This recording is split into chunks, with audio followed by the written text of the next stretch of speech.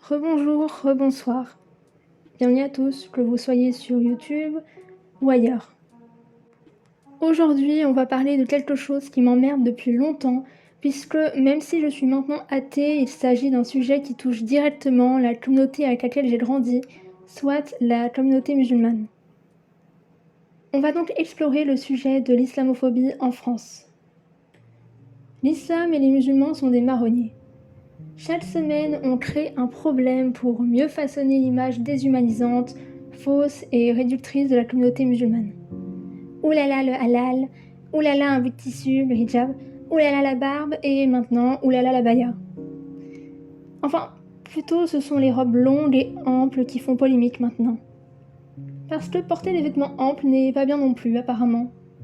Soit c'est trop court, soit c'est trop long. On est toujours perdante. Je veux dire, porter un crop top résulte en du victim blaming et une participation à la culture du viol, en affirmant à des enfants qu'elles cherchent et méritent de se faire violer pour oser montrer un bout de leur ventre, et porter des vêtements amples résulte en une déshumanisation et une criminalisation comme si on venait de diffuser la propagande de Daesh dans la cour. En fait, peu importe ce qu'on porte, c'est jamais bien. Ce n'est jamais une tenue correcte. Et ce n'est pas un hasard, mais on y reviendra plus tard. D'abord, l'abaya n'est pas un vêtement religieux en soi, à l'instar du camis. Il est très prisé chez les femmes musulmanes parce qu'il s'agit d'un vêtement ample, dissimulant les formes du corps. Mais c'est surtout un vêtement culturel très porté en Asie de l'Ouest, surtout en Arabie Saoudite. Ce qui est en train de se créer là est inquiétant.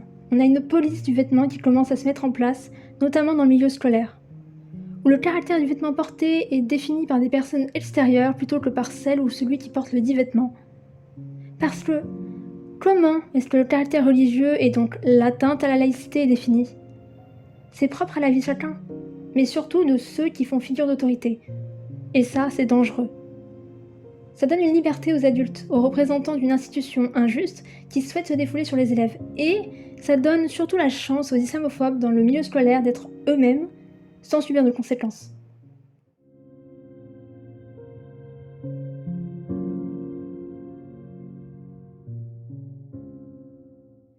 On assiste à une désinfantilisation des enfants qui sont musulmans et généralement non blancs. J'amène les origines dans l'histoire parce que le racisme, notamment l'arabophobie, ont tout à voir avec ce phénomène.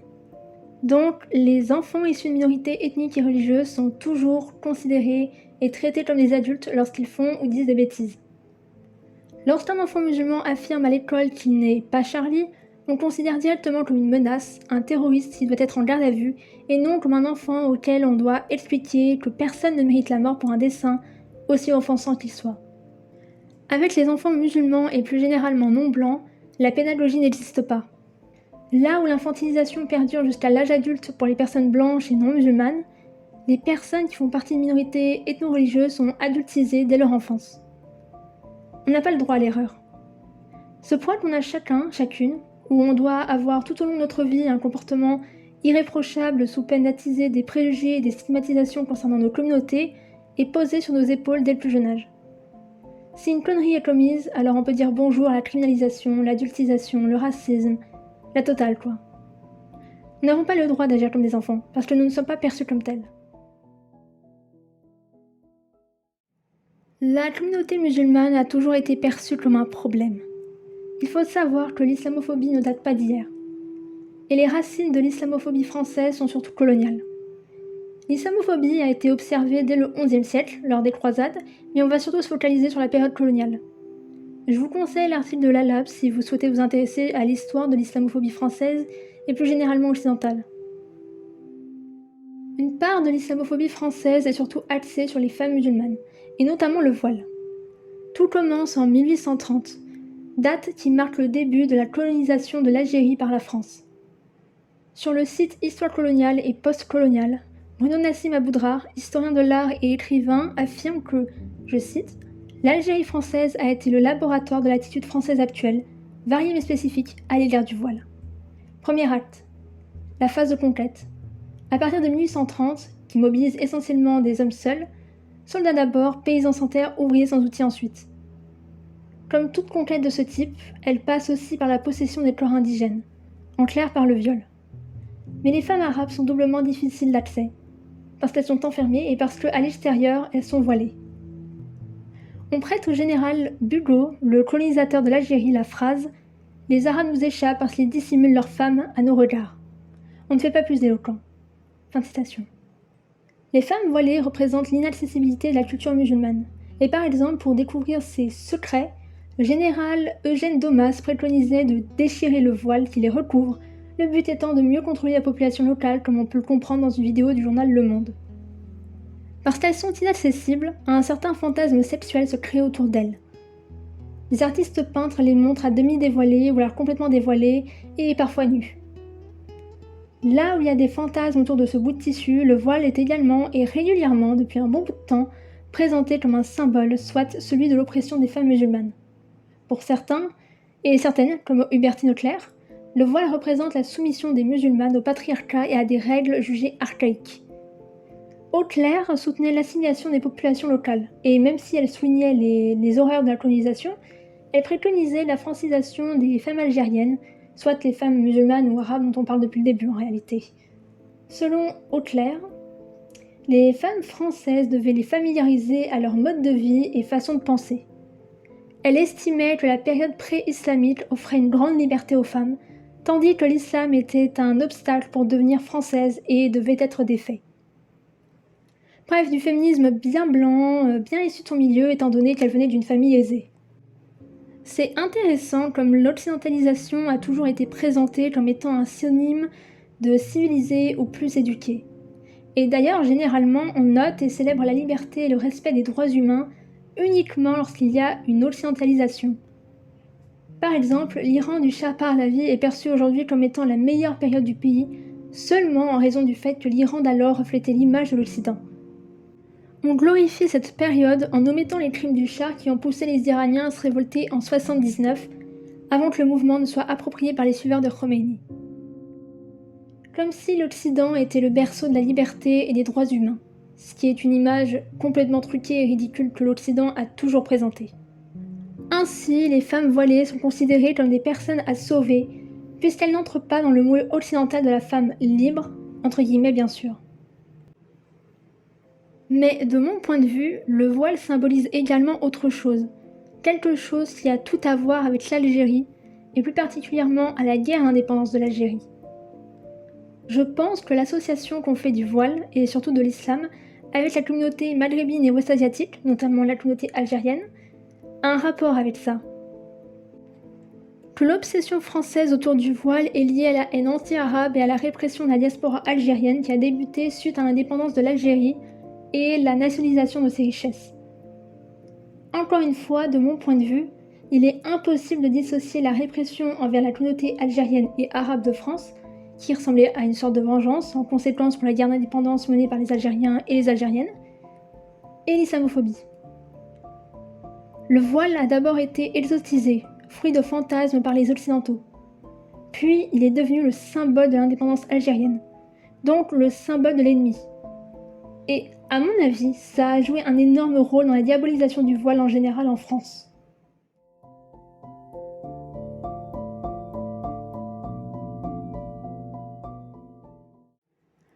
On parlait d'élèves musulmans, et c'est le bon moment pour rebondir sur ce que la France a décidé de faire d'un fait divers une affaire d'État, et je parle évidemment de ces faits jugés intolérables par la rectrice de l'Académie de Nice, comme on peut le lire dans 20 minutes. Alors non, on ne parle pas d'un cas de harcèlement, mais de ces enfants âgés entre 8 et 10 ans qui ont décidé de faire des jeux assez spéciaux. Prier dans la cour ou faire une minute de silence pour le prophète Mohammed. Dans 3 écoles différentes de mémoire, des enfants qui n'ont évidemment aucun lien entre eux ont décidé de jouer à papa et maman d'une manière alternative, ce qui n'a pas plu et inquiété l'entièreté de Nice. Le corrompu Christian Estrosi en est même venu à écrire à la première ministre pour lui demander, je cite, que les mères soient informées des établissements où les enfants dont la famille revient de Syrie sont scolarisés et pour réclamer une grande campagne de sensibilisation au phénomène de radicalisation dans les établissements scolaires. Voilà, donc les enfants, si vous décidez d'imiter vos parents et de prier dans la cour, eh bien vous êtes bons pour rejoindre Daesh. Non, plus sérieusement, On a fait d'une mouche un éléphant, voire même un troupeau d'éléphants. Un petit rappel aux élèves que ce n'est pas le lieu adéquat pour faire ça aurait amplement suffi. Mais bon, vu qu'il s'agit de musulmans, évidemment on ne peut pas faire ça. Il faut en faire des vagues. Il faut crier au scandale, alerter les médias, appeler le GIGN ainsi que l'armée en plus d'une équipe de déminage.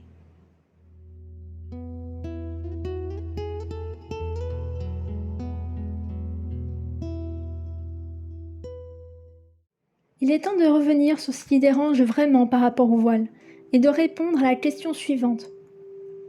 Pourquoi sommes-nous toujours perdantes? Voile ou pas voile? Rappelons-nous de la polémique des crop tops, où la culture du viol battait son plein sur les plateaux télé ainsi que dans les classes, où on justifiait le fait d'enjoindre les jeunes filles, collégiennes, lycéennes, voire même écolières, à se couvrir sous prétexte d'éviter de distraire les garçons. D'un côté, ça dérange quand les femmes et filles choisissent de porter des crop tops, et d'un autre, ça embête également quand elles choisissent de porter des vêtements amples ou de couvrir leurs cheveux. Ce qui les met en rogne, c'est le fait que nous choisissons nos vêtements. C'est la notion de choix qui les énerve. Parce qu'en réalité, même si la plupart des islamophobes déguisent leurs intentions comme étant contre l'obscurantisme et le patriarcat, ils cherchent uniquement à être à la place des bourreaux barbus qu'ils voient derrière chaque femme musulmane. Ils veulent être les ventriloques des femmes musulmanes, qu'ils voient comme de pauvres pantins. Ils veulent dévêtir la femme musulmane voilée, accéder à elle en retirant ce voile qui met une barrière entre elle et ses obsédés, parce qu'il s'agit de la méthode de contrôle que les Occidentaux maîtrisent le mieux pour oppresser les femmes. Le fait de ne pas pouvoir voir le corps avant la femme, de ne pas pouvoir la reluquer comme un prédateur reluquerait une proie, dérange. Certains d'entre eux ne cachent même pas leurs véritables intentions dans leur lutte contre le voile. Rien qu'à voir Robert Ménard. Je cite ses propos sur LCI le 7 octobre 2021. Je cite donc: les gens ont changé. Moi, je n'ai jamais vu, quand j'avais 18 ans dans mon quartier, des filles voilées, en particulier des Algériennes. On trouvait plutôt les filles sexy. Vous vous rappelez les beurs, voilà, et tout. Attendez, maintenant elles sont voilées. Fin de citation. On ne voit jamais les femmes musulmanes comme des êtres humains à part entière. On ne les imagine jamais comme des intellectuelles, des travailleuses. Non.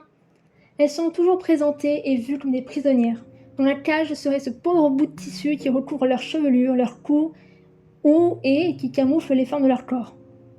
On les présente comme des prisonnières, comme si les femmes en général n'étaient pas également des prisonnières. Vraiment, j'ai l'impression qu'on dore le patriarcat occidental, comme s'il était meilleur que celui du Maghreb ou de l'Asie de l'Ouest. Plus généralement, encore une fois, il existe un narcissisme, un snobisme ou plutôt un suprémacisme en Occident. On se considère meilleur dans tous les domaines que les autres. Où notre patriarcat, notre féminisme, notre système ou notre militantisme est mieux. On parle du voile ou plus récemment de l'abaya et du burkini comme d'une chose qui prive d'une femme sa liberté. Et donc, on présente le modèle occidental de la femme aux cheveux au vent, et je le rappelle hypersexualisée, comme le meilleur modèle de la femme libre. C'est ce qu'on entend souvent dans certains milieux pseudo-féministes. Mais c'est tellement absurde. Déjà, nous ne sommes pas libres en France. Il s'agit d'une liberté conditionnelle, comme à peu près partout dans le monde. D'ailleurs, la plupart des articles que j'ai lus qui réduisent notre liberté à nos vêtements sont systématiquement écrits par des hommes. Parce qu'il n'y a que les hommes, et les femmes cisgenres, blanches, valides et clairement pas pauvres, pour sortir ce genre d'ineptie. La majorité des hommes vivent dans une bulle. Une femme n'est pas libre juste parce qu'elle est torse nu, tout comme elle n'est pas libre juste parce qu'elle est voilée. Elle est libre si elle choisit de l'être, si elle choisit de se mettre torse nu, si elle choisit de se voiler. La liberté, c'est le choix. Et c'est ce que ces clowns de la France, juste en Iran, cherchent à nous retirer. Sinon, pourquoi rouspéter que l'on porte des crop tops ou des robes amples? Pourquoi en Iran, le régime argue la moralité pour arrêter celles qui choisissent de ne pas prétendre être religieuses et de porter des jeans et des t-shirts? Parenthèse d'ailleurs, le régime iranien en a rien à foutre de l'islam, et il n'agit certainement pas de la manière dont il agit à cause de l'islam. Anecdote, d'ailleurs, les enfants du régime vivent à l'étranger et s'habillent et agissent comme bon leur semble. Ils enchaînent les fêtes, boivent de l'alcool et évidemment, les filles des mollahs échappent au voile obligatoire. Tout ça pour dire que le régime iranien n'est pas musulman. L'islam s'agit seulement de outils de répression. Parenthèse fermée. Donc, mesurer la liberté de quelqu'un basé sur ses vêtements est complètement absurde. Et ce qui me fait encore plus grincer les dents, c'est lorsqu'on argue de la laïcité pour expliquer et normaliser cette panique morale autour de tout ce qui est associé à la communauté musulmane. Elle est tellement usée qu'elle en devient complètement déformée. Donc, on va rappeler les bases sur la laïcité. Voici la définition selon Larousse. Je cite: conception et organisation de la société fondée sur la séparation de l'Église et de l'État et qui exclut les Églises de l'exercice de tout pouvoir politique ou administratif et, en particulier, de l'organisation de l'enseignement. Caractère de ce qui est laïque, indépendant des conceptions religieuses ou partisanes. La laïcité de l'enseignement. Fin de citation. Le principe de la laïcité à la base était de séparer l'Église, organisation religieuse la plus importante en France et donc très puissante, de l'État, de stopper l'influence qu'avait l'Église sur l'État. Maintenant, cela s'applique à toutes les organisations religieuses. Sur le site du gouvernement, la laïcité est définie comme garantissant la liberté de conscience, la liberté de manifester ses croyances ou convictions dans les limites du respect de l'ordre public, impliquant la neutralité de l'État et imposant l'égalité de tous devant la loi sans distinction de religion ou conviction. La laïcité garantit aux croyants et aux non-croyants le même droit à la liberté d'expression de leurs croyances ou convictions. Elle assure aussi bien le droit d'avoir ou de ne pas avoir de religion, d'en changer ou de ne plus en avoir. Elle garantit le libre exercice des cultes et la liberté de religion, mais aussi la liberté vis-à-vis de la religion. Personne ne peut être contraint au respect de dogmes ou prescriptions religieuses. La laïcité implique la séparation de l'État et des organisations religieuses. L'ordre politique est fondé sur la seule souveraineté du peuple et des citoyens, et l'État, qui ne reconnaît et ne salarie aucun culte, ne régit pas le fonctionnement interne des organisations religieuses. De cette séparation se déduit la neutralité de l'État, des collectivités territoriales et des services publics, non de ses usagers. La République laïque impose ainsi l'égalité des citoyens face à l'administration et aux services publics, quelles que soient leurs convictions ou croyances. La laïcité n'est pas une opinion parmi d'autres, mais la liberté d'en avoir une. Elle n'est pas une conviction, mais le principe qui les autorise toutes, sous réserve du respect de l'ordre public. Fin de citation. Donc, une personne musulmane a le droit d'exister en public. Elle peut porter un hijab et accompagner ses enfants en sortie scolaire. Elle a le droit de se baigner comme bon lui semble à la plage. Elle a le droit de travailler. La laïcité, c'est la neutralité de l'État et des services publics envers toutes les opinions spirituelles. L'État ne reconnaît aucune opinion spirituelle, n'en favorise aucune, n'en subventionne aucune. Les intégristes musulmans n'ont aucun pouvoir en France. Les frères musulmans, cette organisation dont tous les polémistes actuels fantasment à longueur de journée, n'a aucun pouvoir en France. Du moins, pas assez pour influencer le gouvernement français comme l'Église pouvait le faire. Le voile ne sera jamais obligatoire, le halal non plus. Une femme qui porte un bout de tissu sur sa tête ou des vêtements amples n'est pas une menace pour la société, pour nos droits à tous ou autres. Il faut arrêter ce délire de persécution, arrêter d'y croire et de l'alimenter. Il faut également arrêter de déformer la laïcité et la faire passer pour ce qu'elle n'est pas. En son nom, on lit des idées plus fumeuses les unes que les autres. On est arrivé à un stade familier. Patrick Cohen, face à Mélenchon, questionnait le droit à l'islamophobie. En retour, Mélenchon questionnait le droit à la judéophobie. Mais personnellement, il s'agit d'une question rhétorique, parce que la réponse, on la connaît tous. Si nous ne demandons pas le droit à la judéophobie, c'est bien parce qu'on sait où ça nous a menés à poser des questions de plus en plus absurdes et à ragoter sur le judaïsme et la communauté juive, à normaliser les moqueries et les stéréotypes sur les juifs, à raconter des bobards sur la communauté juive. Alors je vous demande, où est-ce que ces débats vont nous mener, si ce n'est à quelque chose de mauvais? La laïcité n'a pas pour but d'imposer l'antithéisme. Son existence permettait et a permis de réduire l'influence qu'avait l'Église sur l'État. Aujourd'hui, la laïcité continue d'être mutilée par des personnes véreuses qui sont en quête de pouvoir, de popularité et ou d'argent. Aujourd'hui, la laïcité est devenue une arme pour opprimer et contrôler la populace, de la même manière que peut l'être la religion.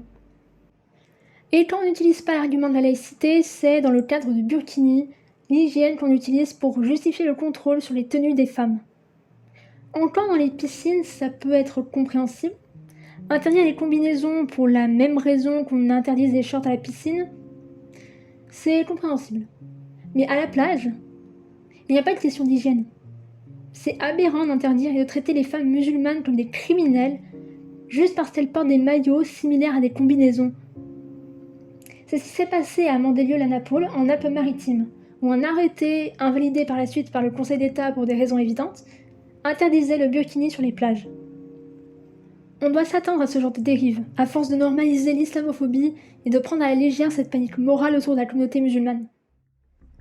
De la même manière qu'après les attentats du 11 septembre, où le Congrès américain a voté pour mettre en vigueur la loi USA Patriot Act, qui donnait une liberté totale aux agences fédérales et aux autorités de violer les droits humains sous prétexte de lutte contre le terrorisme, aujourd'hui en France, on cherche à faire la même chose.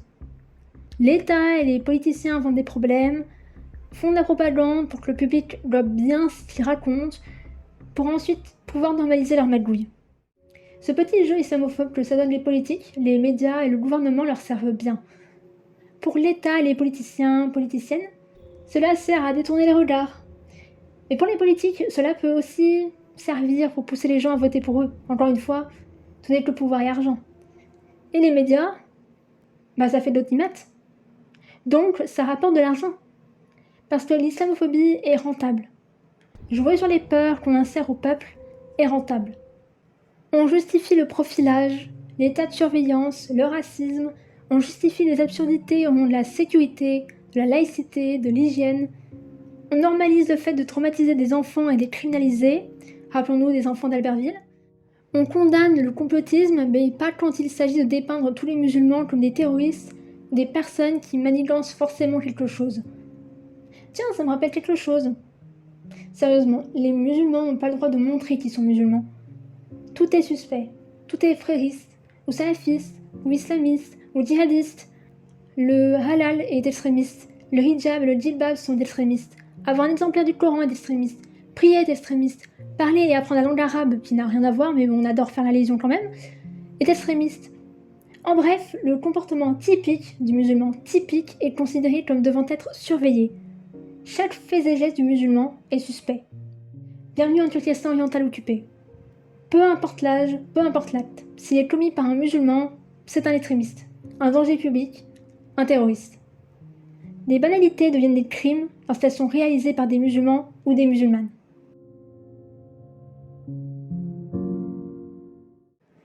Bon, je n'ai plus rien à dire, j'ai l'impression. C'est la fin de cet épisode. Si vous êtes encore là, merci beaucoup d'avoir suivi ce 3e épisode en entier. J'espère qu'il vous aura intéressé. Vous pouvez me suivre ailleurs que sur la plateforme sur laquelle se trouve ce podcast. Le lien de mon Linktree est en description. N'hésitez pas à donner votre avis si vous êtes sur YouTube.